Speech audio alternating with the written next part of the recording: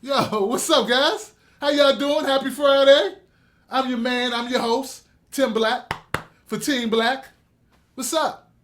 Oh, man, I hope you had a good week. Nobody got shot. Nobody got evicted. Nothing like that. You know, you ain't walking on your wife sleeping with somebody else, or vice versa. Your wife didn't walk in on you. You know how that goes. Living outdoors is never fun, but hey, I got a great show lined up for you this week. Got my man Freez Luv. He's a comedian, actor, writer. How? Freeze. Freeze, why you looking at me like that, bruh? Thought we was cool, man. He always look like that, man. He always, you know, like, this host, this nigga, this one. He got that look on his face. It's all good, though. That's my man.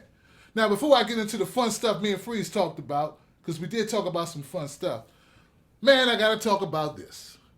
This week, you may not have heard it.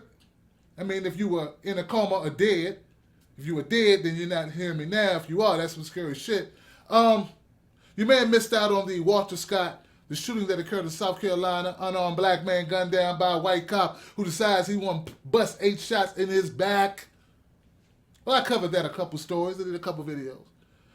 And then some dash cam footage came out from Officer Slager's car, showing what happened before he decided to bust off them caps, right? So people like, Tim, what do you think now? What do you think now? What do you think now? What do you think now, Tim? What do you think now, Mr. Obama? It's like, my name is not Obama, it's Tim Black. But I get your point. All right, so let's look at the clip, and then let's talk about it. Here it is. We've now received the dash cam video from this incident. This is what happened leading up to the killing of Walter Scott. Let's watch it.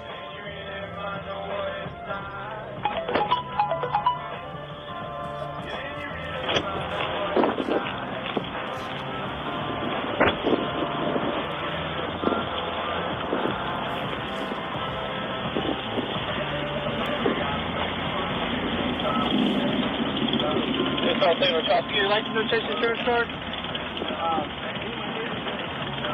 What's that? Okay, let's start with your license. The reason for the stop is your third brake light's out. Okay. I don't have to.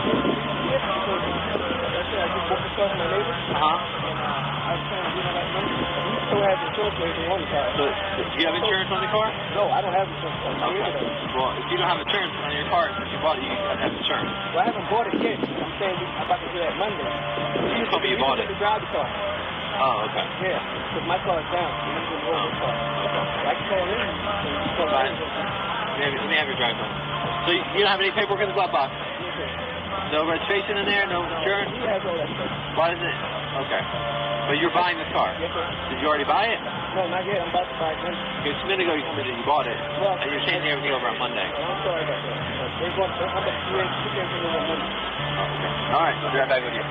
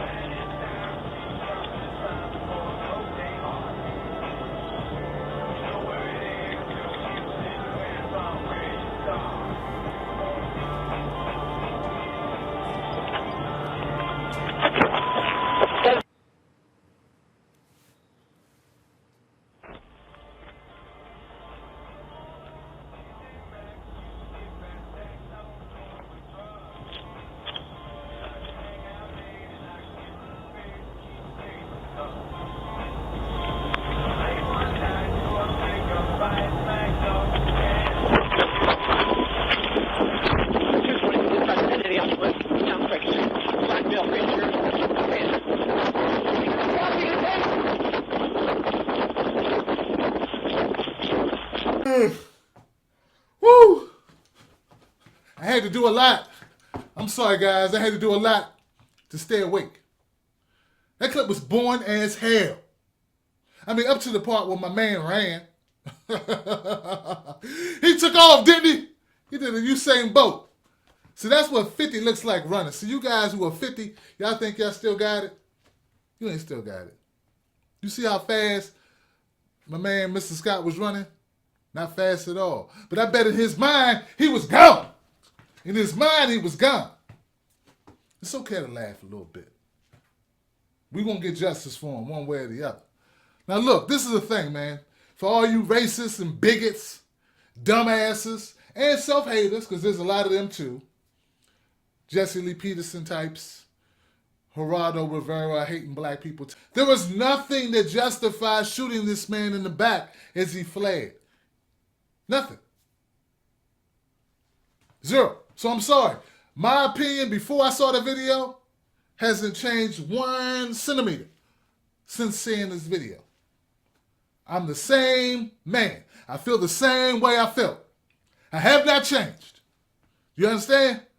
Now, the fact that you somehow believe that human beings should be under the foot of police and police should be able to do whatever they want to do. Do whatever you want to do to me, boss. Just go ahead and do it. Please go ahead and put your boot up my ass if you want. Go ahead and choke me out and kill me. That's because you think that's fair and you think that's right. Doesn't mean I do.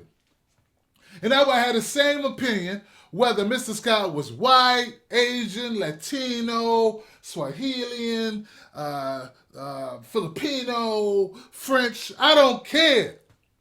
Muslim, I don't care. Christian, atheist, I do not care. I do not care what Mr. Scott happens to be. He happens to be a black man. He happened to owe some money. He wasn't even out. Listen. He owed child support. You know how many people owe child support who are running from cops? That means we can shoot them all in the back. Come on, man. Look, I don't even want, you know what? If you're too stupid, if you're so stupid and brain damaged that you believe that that Officer Slater is justified in what he did, man, I don't even want to talk to you no more. You are wasted. You are wasted saliva and oxygen. I should not waste time talking to you. You are beyond reaching. I'm through with you. You're too dumb. Go live under a rock. Go somewhere. Just go over there. Please leave me alone. Go over there. Wait for me. All right. Like I said, I got a great show coming up for you guys, man. It's the Barstool Podcast. Thank you for being here. Let's get to that part of the show, man. If I hurt somebody. Damn sellout bastards. It's Friday, folks. Welcome to the Barstool Podcast. I'm your host, Tim Black. We got interviews. We got up-to-the-minute news. We got entertainment. We got it all. The Barstool Podcast. Team Black. Why can't we pick our own colors? No way, no way. Tried it once, it doesn't work. You get 4 guys all fighting over who's going to be Mr. Black.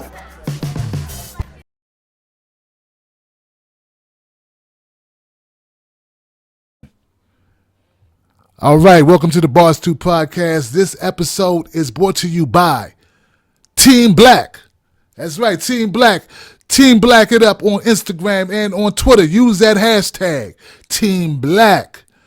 All right, now, you ready for the interview with my man Freez Luv, actor, writer, comedian? Hire him, hook him up. The man knows his stuff. We talk about empire. We talk about Hollywood influences. We talk about drugs. We talk about, comedy. We talk about joke stealing and joke stealers. We talk about Carlos Menstealer or Carlos Joke Stealer. We talk...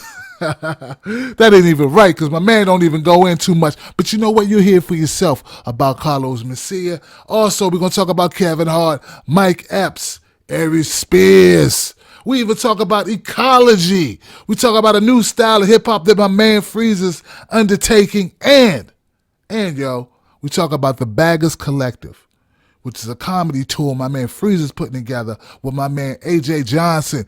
Eat L! From Friday. Anyway, guys, check out the interview. It's hot. I'm glad you could take time out your schedule, man. I've been wanting to get you on here for a minute, man. I'm a true fan of your work, and I think you're one of the comedians, man, that I would say, like, man, I'm 40, and you've been in the game so long, man. You one of the guys I looked at, man, when I even considered getting into comedy, bro. Much respect and homage to my man Freez Luv. Man, thank you so much, brother. I mean it. And it's, Man. hey, and I'll tell anybody, I'm glad you got into comedy instead of sitting around wishing you was in comedy. You know? Nah, like Freez, Freez, I'm not in comedy like you, bro. I have comedy traces, but I'm not a comedian, bro. Nah, I'm gonna leave that to you. but let me tell you though, you are in the comedy family because you've taken action with your funny. And that's what it's about. You don't have to always be a comedian. There's a lot of people that are really funny, but they don't do anything. You got to do something. Become a writer. Become a radio person. Anything. If you're funny for a reason, man. Yeah, you know, matter of fact, when you brought up writing, I noticed, Freez, after doing a little research, man, that you have some writer credits as well as acting credits, as well as stand-up credits. Yeah, yes, sir. Yes, sir. I mean, if you're gonna, one thing about being a stand-up comedian, you gotta eat. And being on stage isn't always gonna bring in the bread. Right. So you gotta diversify, you know? And I'll be honest with you, I was in the game, I was doing stand-up for about 10 years and was a writer, but didn't realize I was a writer. And then someone pointed out to me, they said, well, you're a stand-up comedian. Of course you're a writer. You write your own material, right? I said, yeah. Right. They said, well, you're a writer. You just have to know how to bring it into light. You know, just for anybody who doesn't know, Freez, please tell people where you from, man. Where were you born and where'd you originate? I am a West Coast kid, 100% born and raised in Los Angeles, California. West Coast kid. West Coast, West Side.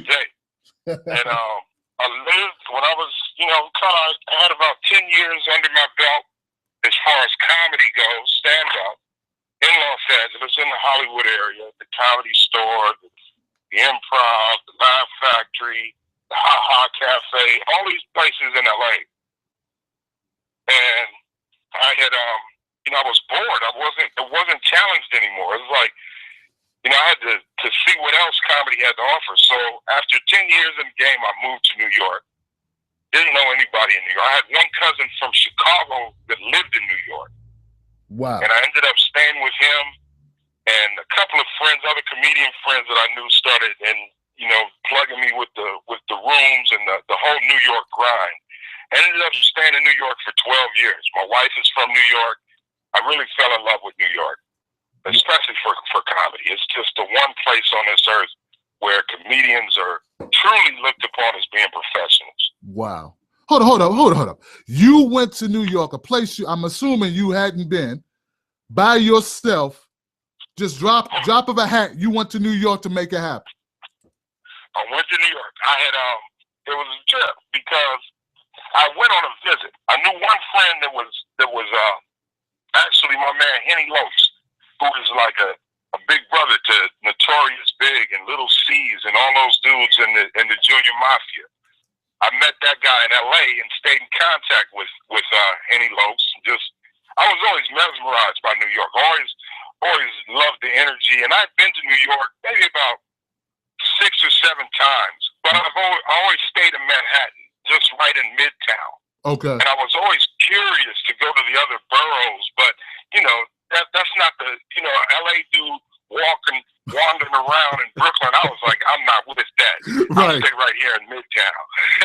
But I met this dude, and he was like, yo, man, if you ever come to New York and need a spot to kick it, let me know. I got people, we'll hook you up. And I had a situation, a crazy situation where I found a diamond ring, man. Wow. In McDonald's, on the floor, I found a diamond ring. See what I'm saying?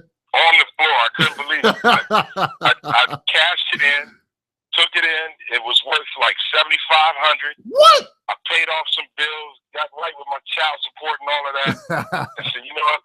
Let me go to New York and see this bad boy. And I went out there, and I'll never forget it. I was walking in Harlem at about 3 o'clock in the morning, coming from hanging out at a comedy club.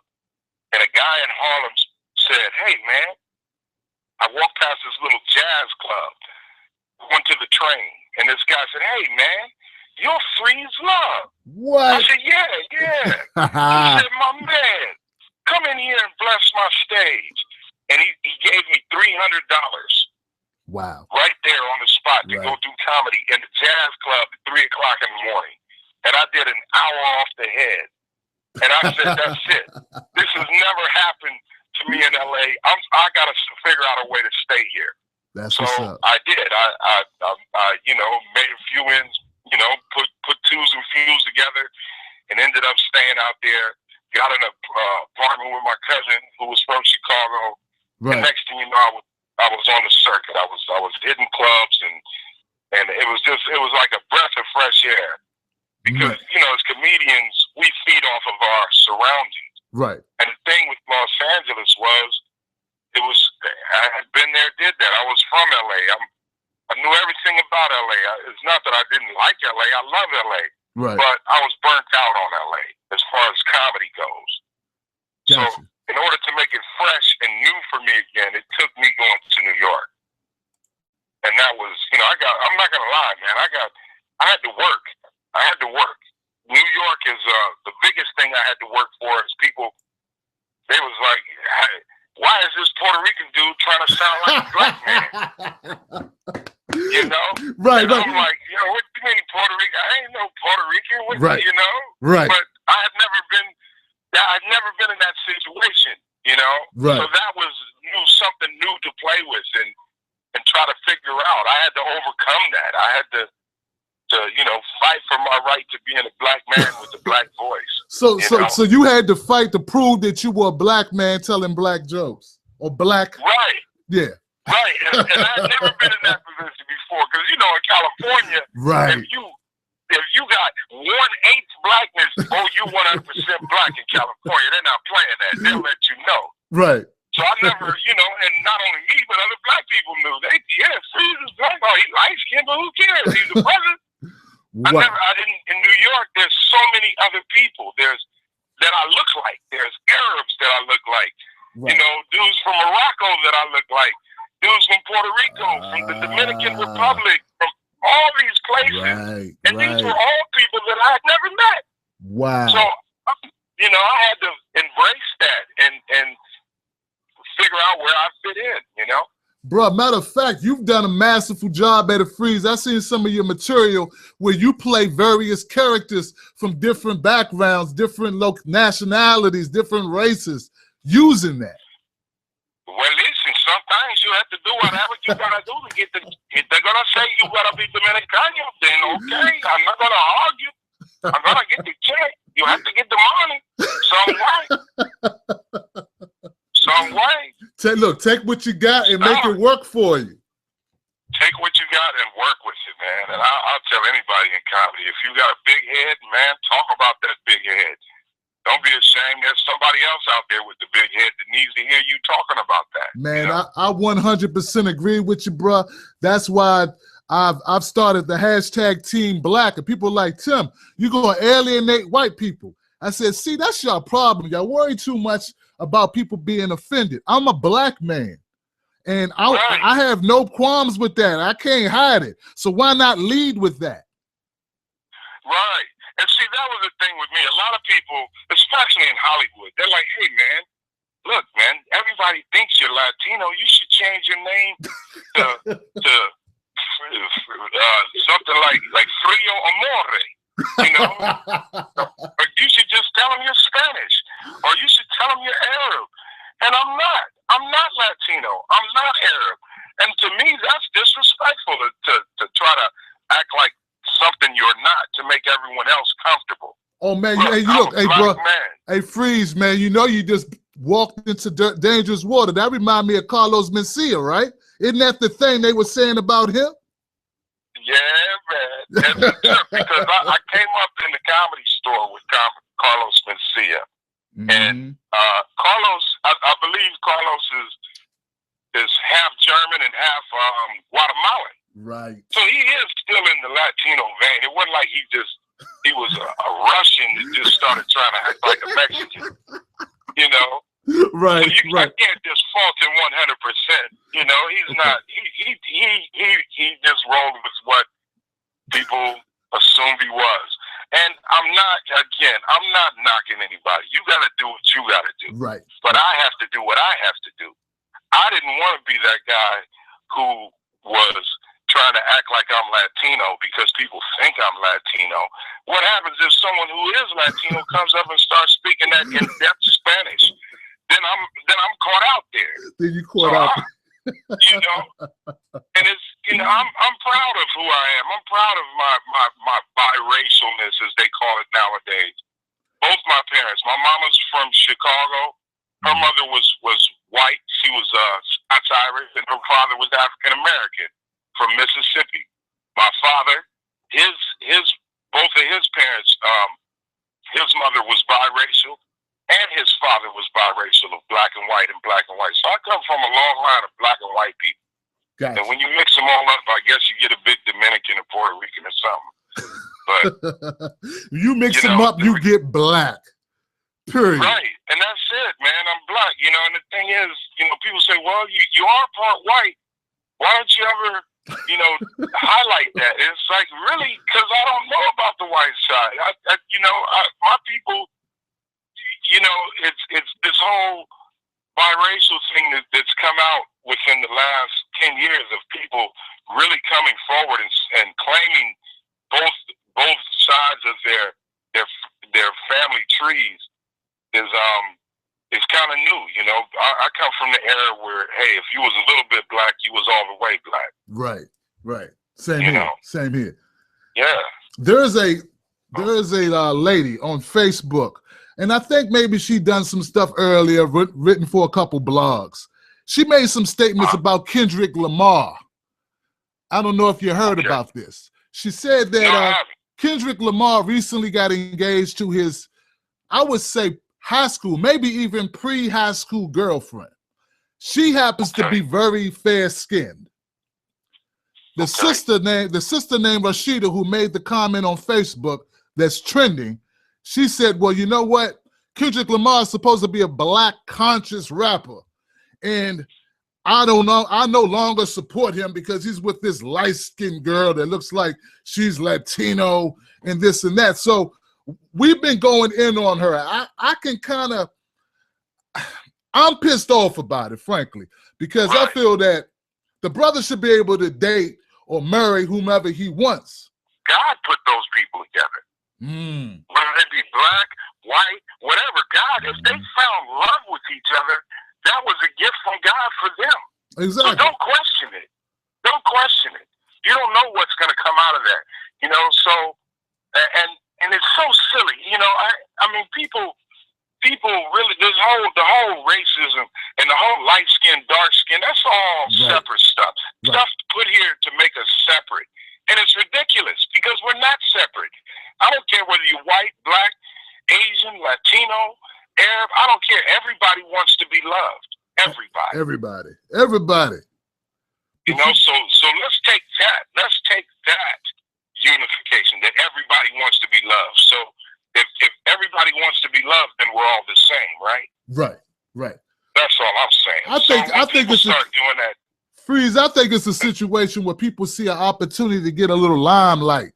Like, you know, in order to get her name out there a little bit, she figured, well, you know, Kendrick just dropped this single and his album is doing bonkers. So let me jump out here on the man and kind of ride his coattails to a little bit of notoriety is what I get out of it. You know, that's like an ambulance chaser, you know. That's like that attorney that chases ambulance. Some kind of a lawsuit or something. It's, you know, people want to make stuff. And hey, I'm not knocking what angle. I'm not knocking nobody's hustle. Right. But I'm just saying, man, don't do something that's going to make you look stupid. Because right now, for you to dog Kendrick Lamar, you looking stupid. Right. Because Kendrick Lamar is an artist. He's one of the few artists in his generation that I will say, hey, that dude is an artist. Right. That dude is committed to doing something different. He's committed to being original, and he's committed to the craft of hip hop. Right. How can you knock this dude, man? That's right exactly now, it. He may do something down the line that's worthy of him being knocked. But right now, him dating a light skinned chick, man, Right. You don't know what you know. That's silly. The way I look at it, man, it's like he's one of the few guys out there, man. It gives me an excuse to be able to still listen to current hip hop. Right. You feel me? Exactly. You know, and I'm telling you, when they first told me about Kendrick Lamar, I was like, oh man, who is this? He's from LA. Okay, what's he gonna be talking about? I know. Right. Gang banging, low riding. Right. Man, come on, man. That's already been done, man. How you? And then he did it in a. He talked about that stuff, but he did it in a whole new light. Whole new way. So I got nothing but props for that dude. I mean it, man. He gets in a lot of his lyrics and a lot of his music is stuff that I'm sure when somebody around him when they first heard it was like, man, you gonna do that? Yep. That ain't the norm. That's not what they doing now. Right. And he didn't do that. He stuck to being the artist he is and brought a lot of people in with him. Exactly. You know, he brought the whole ASAP. He shone light on the ASAP gang. Mm-hmm. He brought in my boy Schoolboy Q. You know, the whole black hippie movement. He brought in some other like-minded people who were about being real, being down with the cause of hip-hop, but putting a new spin on it. And that's what hip-hop is to me. And hey, let me tell you, I'm 49. So when you talk about hip-hop, right, you're talking about my music, man. This is the music that I first discovered when I was 12 years old, and it changed my life. When I heard Rapper's Delight, it changed my life. Right. I had never had a song that I had to listen to over and over and over and try to say all the words and write down the words they were saying so I can remember. No other music did that for me. None. So as far as, you know, when it comes time, you know, people say hip hop is over, hip hop is dead. Not for me, it isn't.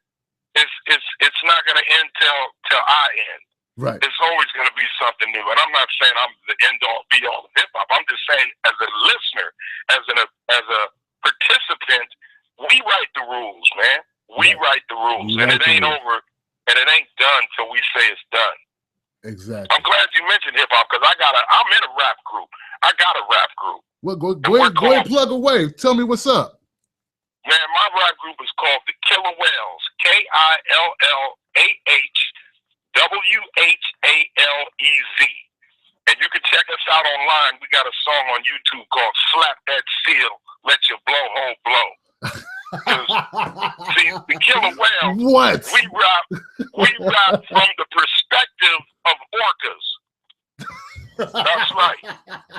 We rap from the perspective of orcas, and all of our raps are about sustainability and ecology and bringing awareness to the ills that humans are placing upon the earth. Wow. You understand? Wow. Since killer whales are the top of the food chain of all mammals, it's their position to speak on it. So that's what we do. Hey, Freez, you're not joking. Freez, hold up, Freez. You're not joking with me. You serious, aren't you? I'm not joking. I'm serious, man. The music is bumping. You can't deny it. You can't deny it. I mean, as an artist, how much stuff we gonna talk about before we're talking about the same thing? One of the things I've always tried to do as an artist is do something that hasn't been done before. Number one, the original. Right. Number two, be timeless. You can't put a date on it. Right. It's happening now. It could be happening 5 years from now. It could be happening 10 years from now.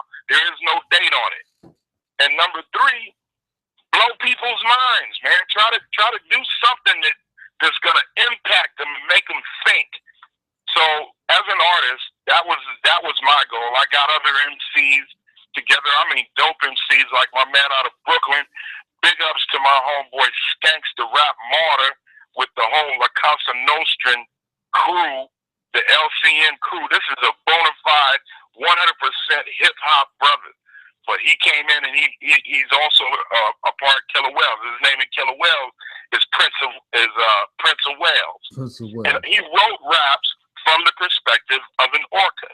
If you're a real writer, you should be able to do that. You know, I noticed on your profile on Twitter that it said Echo Hop. Eco hop. Eco hop. Yeah, that's the eco hop. That's what it was. Yeah, that's the kind of music we're talking about. Eco hop. All of our music, it's not talking about partying. It's not talking about chasing hoes. It's not talking about shooting people up or moving dope. Right. It's not talking about whips. It's talking about saving the earth. It's talking about the pollution in the ocean. You realize right now, man, they have a island of plastic in the middle of the Pacific that is the size of Texas. That's how much waste is in the ocean. Wow. That's how much pollution, and that's all from human beings, man. Wow. And the reason I'm talking about that kind of stuff is because, you know, I got kids, man. Right. And I want my kids to have an earth. Yeah. I want to make it cool to think about the earth, man. That's all. That's real talk. That's real talk. Yeah. And I mean that falls in the lines of hip hop. You're supposed to say something. You don't always have to say the things that everyone's thinking about. Let's try to say something that ain't nobody thinking about and get them to thinking about that as well. So that's what eco hop is. It's all about ecology and sustainability. Hip hop dedicated to sustainability and ecology. Wow. Definitely, guys. Go check out the Killah Whalez. Killah Whalez. In fact, if you're getting the video version of this, I'm going to have the link in the description and here on the screen that you can go to, that you can check out. Absolutely, man. And it's fun. And again, I'm a comedian, so it is comedic based. It is going to make you chuckle. As long as it makes you smile or chuckle, then I'm good. I'm doing my job, baby. Gotcha. Let me switch gears for a minute, man, and get your perspective on the empire. Now, you being a successful actor, been in Hollywood for some time. You did Coyote Ugly, you did Baby Boy, you did Dangerous Minds, The Cookout. I got the hookup. I saw you doing stand-up there. What do you feel about Empire, man? Is that cooning, or do you think it's entertainment? Is there room for this? How does it make us look as a community? Well, I think, you know, and mind you, and I've only seen one episode of Empire. Okay. And it's not necessarily because I was turned off or anything like that. I'm a busy dude. I don't watch a lot of TV. Word. I'm always out there trying to write stuff for TV or be on TV. So I have a lot of time to watch TV. Right. A lot of people are upset with it. The only thing I would say about it is, one thing that is missing to me in this in the whole entertainment is good stories. Good stories. Can we have some awesome stories? What happened to the stories? Right now, to me, Empire is based upon shock value as opposed to story. Right. You know? Right. But again, I'm not knocking your hustle. I get it. You want to write the most shocking stuff that you can get people to talking about. Hey, that is part of the business. I get that. Is it cool for black people right now? I think it would be cool if we had something to balance out that. Being that right now the only show we really got that's like a series type thing is Empire. If we had something else that was like another take on Empire, right? You know, right. But then would it be as exciting? Probably not. I don't know. Right. You know, at the end of the day, you're in this business to make money. You're in television production to make money. They're not trying to direct the people on how to live their life. Right. The unfortunate thing is there are a lot of people who watch television, who listen to music, who go to social media, and then that's how they live their life. You're right. But this is entertainment, man. This isn't necessarily how it is. This isn't how you should be. Right. But there's a lot of people on this earth who don't have that ability to just decipher what's real and what's not real. That's true. True. You know, there is a bit of responsibility I feel that one should take upon themselves. But if they don't take it, hey man, you're gonna see what happens when you don't take responsibility for what you do. Right. You know, it's not always sweet at the end. It may be sweet in the beginning. You may get a lot of props for putting this shit on TV right now. But at the end of the day, when the legacy is looked upon, I'm really like, oh yeah, You was the dude who was into shock value. Right. You weren't writing anything real. You was writing stuff to make people say, "Oh my gosh, oh my," you know. It's like, come on, man. Who is Cookie sleeping with this week? Who is who is Lucius going to be with next week? Yeah, and you're right. That's the nature of Hollywood in general, and it's just that we don't have much to even it out. I agree with that. I can go with that. You know, and unfortunately, you know, hey, because we are talking about the beast of Hollywood. Right. Listen, man, you could come in there with the most righteous script, with the most finely trained actors, the best writers, the great director, and you could really have something very meaningful and very positive. At the end of the day, if it's not going to make somebody some money, they're not playing with you. Right. Get them out of here. Get his righteous ass out of here. Yeah, it's not for you to make philosophical statements about society. It's about being able to put the advertisers, get advertiser revenue. It's about selling that Coca-Cola, man. It's about selling them Chevys, man. I try to tell people that. I try to tell them. Some people don't even know that's what TV was invented for. Right. You see, here's the deal. And someone, they had to break it down for me. I was a writer for this cartoon that never saw the light of day. I wish it would have, but it was called The Big Head People. And this was a project that was produced by, not Warrington Hudlin, but his brother, one of the Hudlin brothers was the executive producer, and a brother by the name of Stefan Dweck. And we had these really great ideas. We were going to do this whole thing with cartoons and everything. And then, bam, we didn't get the chance because of something else that had nothing to do with the show whatsoever. Right. But in this process, it was explained to me. You think that television is your favorite show that's interrupted by commercials. The reality is television is commercials that's interrupted by your favorite show. Exactly. The only reason we have television right now is to sell product. Yep. Period. Yep. Period. Yep. In fact, Freez, I was up. I think I told you offline. I was saying, man, I was up late last night because what I had to do was put together a package so that I can get the right sponsors to my network, and to do that, I have to show them demographics. I have to show them who's tuning in already, what age brackets, the sex of my audience, the gender of my audience, what topics, and all the programming that's running, because they could care less about my intention. They only care about who comes to see it, who's watching you. That's all they care about. And the only reason they care about who's watching so that they can go to their sponsors and say, okay, look, we got males 18 to 35. Okay, so we know that men between the ages of 18 to 35, they all buy cars. They like cars. Right. So now we can go to Chevrolet and say, hey, look, man, we got your demographic right here. Exactly. What else do these guys do? Oh, they like Axe deodorant. Right. Because they're at that age where they're just now discovering women and realizing that if you're fucking, you don't get no play. Right. So let's sell them anything that you know what I'm saying. We'll sell them the cologne and the deodorant. And what else? Oh, they need gum. They're gonna have bad breath. So let's tell them that in order to get the chicks, you got to buy this Dentyne. So then now you got that on your sponsorship. Right. That's the only reason they need you to know your demographic, so they know who to sell to. Who are they selling to?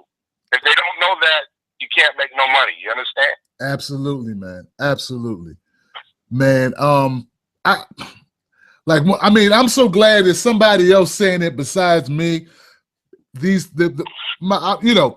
People doubt it, I guess, because it's coming from me. I don't know. Maybe they believe me. I don't know. But just to hear you echo it, you don't know. You are echoing exactly what I said just last week on this subject. It's the truth.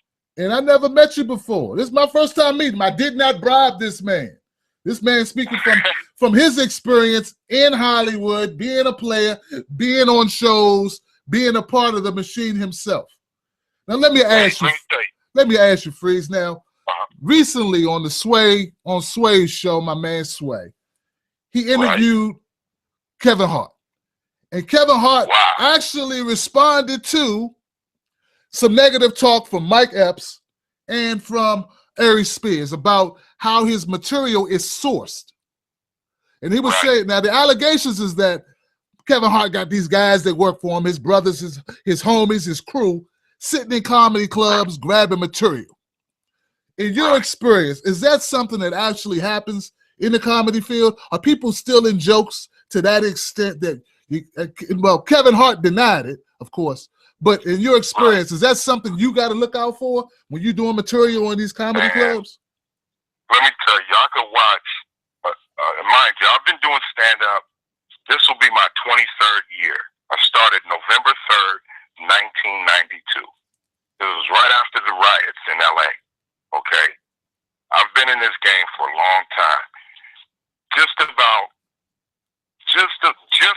not all, but just about every comedian that you could put in front of me, I'll tell you where the joke originally came from.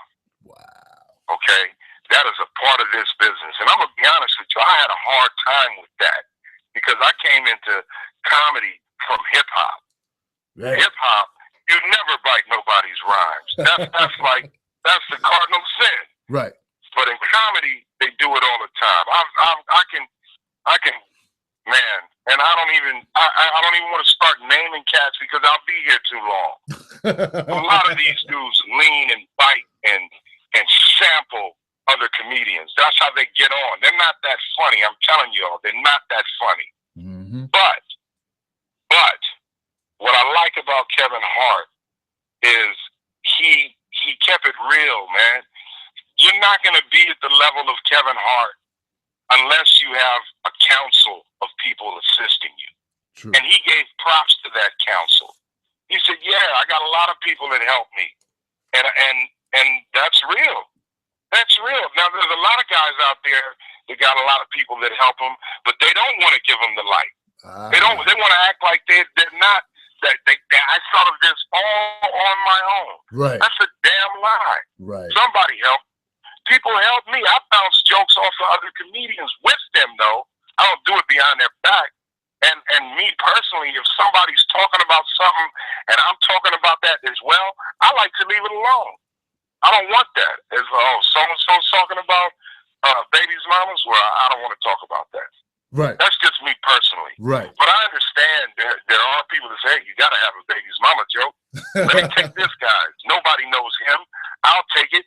And then they'll think that I made it up. And then when that guy says it, they're going to think he stole it from me. There's a lot of people in this business that do that. Yep. You know, and it's shit. Aries Spears, Mike Epps, come on now. Keep it real, fellas. Do you write your jokes, fellas? See. Come on, man. See. Don't get me started. Knocking Kevin Hart. I get that dude a lot of props, man. A lot of props. Because he does have a team of writers, and he takes good care of them. Right. He pays them well. He put them in position. My understanding is that he put them in a position that they can eat without him. Right. Right. And that's the beauty of it. Because there's a lot of people in this game that just want to eat off of you. They don't want you to go out here and be in a position to where you can eat without them. Yep. You know, that's the Hollywood game. Yep. It's like I want you to eat, but I only want you to eat from me. I'm going to pay you, and you're not going to eat from nowhere else. Anything else that comes along, I'm gonna put a thumb on you and keep you from growing. He doesn't do that. He gives them light. He gives them shine, and that's what it's about. I take a look at my man Charlie Murphy. I toured this country with Charlie Murphy for 8 years. We toured the world. And one thing I always appreciate about him is he was always he never tried to keep a thumb on me. He never tried to block anything that I was doing on my own. You know what I'm saying? Right. And I mean, Eddie Griffin, that was another guy who I started. I saw Eddie Griffin the very first time. He saw me the very first time I ever did stand up and made me his opening act on the spot. Wow. And I wrote a lot of jokes for him, and he paid me, and he kept it gully. He's like, look, man, I'm paying you for this now, so you can't no more. Right. So that's no problem because you paid for it. So I can't knock that. Right. Thank you, man. Here's Right. some more. Right. But when a Exactly. guy doesn't want to pay you, a guy just wants to act like, oh, I came up with that on my own. That's a lie. That's a lie. Right. So I give Kevin Hart big props for standing his ground with those dudes. Mike Epps, I like Mike Epps. Aries Spears, I like Aries Spears. But I'm just not down with guys knocking other dudes who are on top. Right. Man, leave that alone. Don't knock the brother, man. Give him props. Support him, man. And, you know, the kids, man, a lot of these kids who are social media savvy, you got the goods for social media, but when it comes to being on that stage, Right. you're lacking there. Right. Because they don't, you know what I'm saying? Right. I didn't get as funny as I am overnight. It took a lot of stage time, a lot of stage time. We're talking thousands and thousands of hours of me actually performing stand-up, you know? Work in the room, right. Working the rooms, working this craft, because this is a craft. Right. You don't just know it automatically. Mm-hmm. You gotta, it's trial and error. There's so many ways to go about succeeding in this business, and there's just as many ways as failing. So you gotta figure those two out. And the only way to do it is on stage. So while I was doing all of this, there was somebody that was barely doing the stage time, but they were being very skilled in social media. Well, the guy who's skilled with social media is the guy who's getting a check today. Right. Right. So that's why I'm broke right now. Man, wow, man. Freez, man, all I can say, man, it's been a great conversation, man. I need to know where you are, what you got going on, and what can we promote for you? Okay, what you can promote for me is, right now I'm doing this thing called the Baggers Collective. And the Baggers Collective is a show it's a traveling show, and it's now I don't know what they call it in DC. In New York they call it snapping. In Chicago I believe they call it jonesing. But it's the dozens. Basically it's the dozens. Yeah, we call it joning. Okay, Jones. Now in LA we call it bagging. Okay. And it's what the Baggers Collective is. Myself, AJ Johnson, if you remember him, I do. as Ezel from Friday. Right. Right. AJ Johnson is a member of the Baggers Collective. I also got my man Jeff Brown. I also got Zoe Williams, and also my man Cisco, who's a very funny Mexican comedian. He has bags that are half in English and half in Spanish. Hold on. You said Zoe Williams is telling jokes? Oh, let me tell you something about Zoe Williams. See, I grew up with Zoe Williams. Okay. I grew up with Zoe Williams. And Zoe is a 100% dude. He's very knowledgeable. He's very well read. He's all of that. But the one thing that people don't know about Zoe is that he can bag. What? Zoe is hilarious. He was a guy. Put it this way: Zoe can bag so good that out of our whole clique of people, he was one guy that I never picked with. I never messed with him. I always made sure he was on my team because he can shut the room down quickly. He is, and I'm telling him, I tell him all the time, I know you got your whole little persona that you work in. Right. But when are you going to let people know how funny you are, man? Right. And his thing is, he's like, I don't know. And he came through this last Tuesday and got on the Baggers Collective with us. And he shut a couple of cats down. You know what? I think I saw you tweet that. Yeah, man. Yeah, you tweeted that, and I was like, what? Zoe, I thought you were joking, man. Mm-hmm. He can handle his. So let me get this right. So on the 5150 show, Corey's up there playing. You know, Corey's being Corey. You mean Zoe could really hang if he wanted to, but he kind of fall back and do his intellectual thing. I guess you know. But he got levels. He got levels to it. Yeah, that's his position on that show. He's the intellectual guy. That's the angle he's working. But I'm telling you, he has gears. He can shift gears and be just as funny as Corey. Maybe not just as funny as Corey, because Corey, I give him crazy props. Right. That's a comedian friend of mine. Right. And, you know, I'm always going to go with the comedian over the novice. But, right. but, so I've put it this way.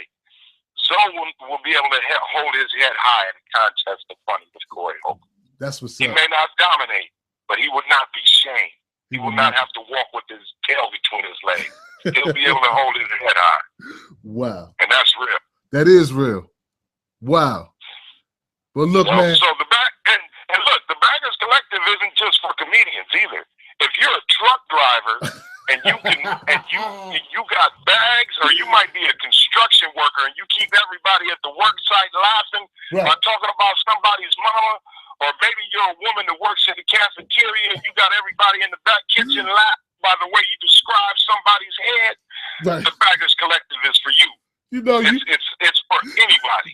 You just made me picture, right, these movies I've seen where it'd be somebody like a Fight Club, and anybody could join Fight Club. Like anybody could come up and try to fight the champion. Exactly. You know what I'm saying? Exactly.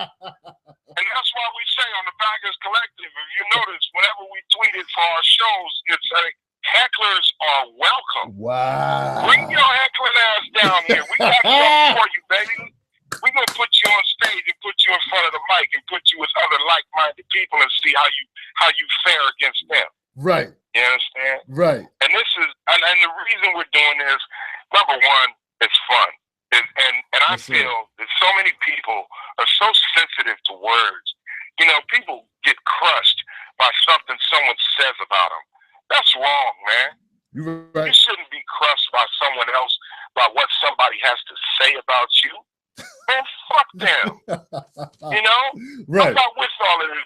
Everybody's, the bullies said this and the bullies said that. Well, what did you say back to them?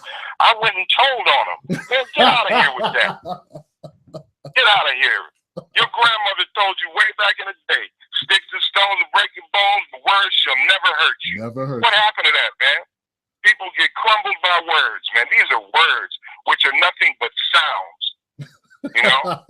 You can't let a sound define who you are. You can't let a word crumble you. You got to have the words to throw back to get cats up off you. When I was a kid, I was a fat kid. I was a little fat. You know, I wasn't good at basketball.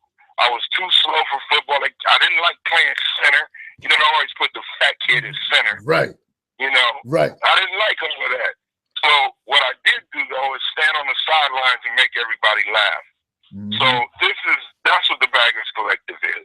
It's a chance for people to come out and say and get talked about and talk about people, and at the end of the day, everyone shakes hands and we laugh about it because it's just words, man. None of these words should be able to define who you are. Jeff Brown be cutting them up, man. Oh, man, Jeff Brown. Jeff Brown. What did Jeff Brown? Jeff Brown, he said something. He got me. Jeff Brown, I was tearing Jeff Brown up, and he said one bag. I think he said my mother looked like somebody's twin brother.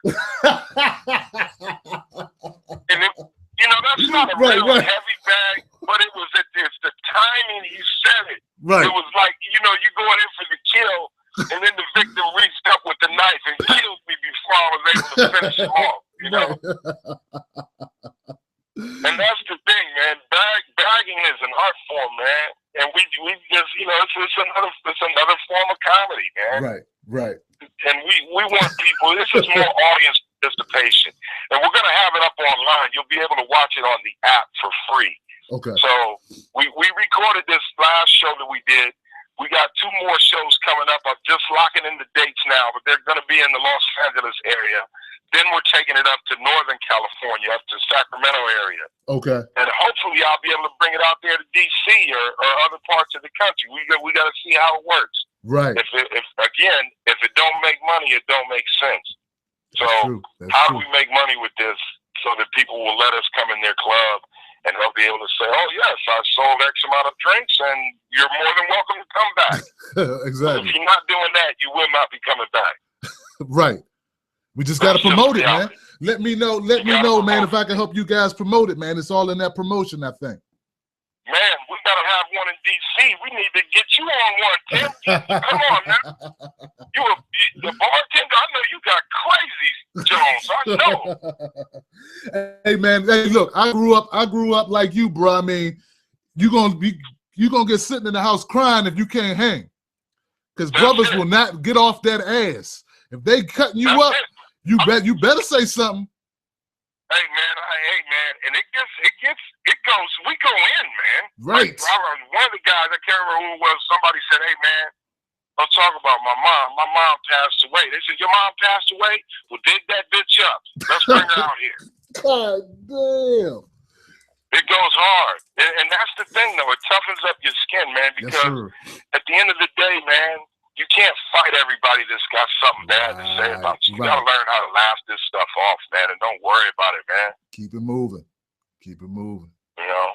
Man, this been a great conversation, Freez, man. Thank you for making time, man. Thank you for the opportunity to chop it up with you. Thank you. I mean it. Thank you for bringing me on your show. Thank you for doing your show, man. I'm so glad you're not one of these people that talks about it. You actually do it. And those are the people that need to be applauded. Don't stop talking about what you're going to do. Do it. Do it. So thank you. I'm on because you did it, man. Thank you. No doubt, man. Look, guys, you need to go check out Freez Luv. Hit him up on Twitter at Freez Luv Comedy. That's FREEZLUV Comedy. Also, what I'm going to do is I'm going to link up in the description box. You go down and look, you'll see all his links to everything he's got on the internet, as well as information about the Baggers Collective, what he has out there, all right?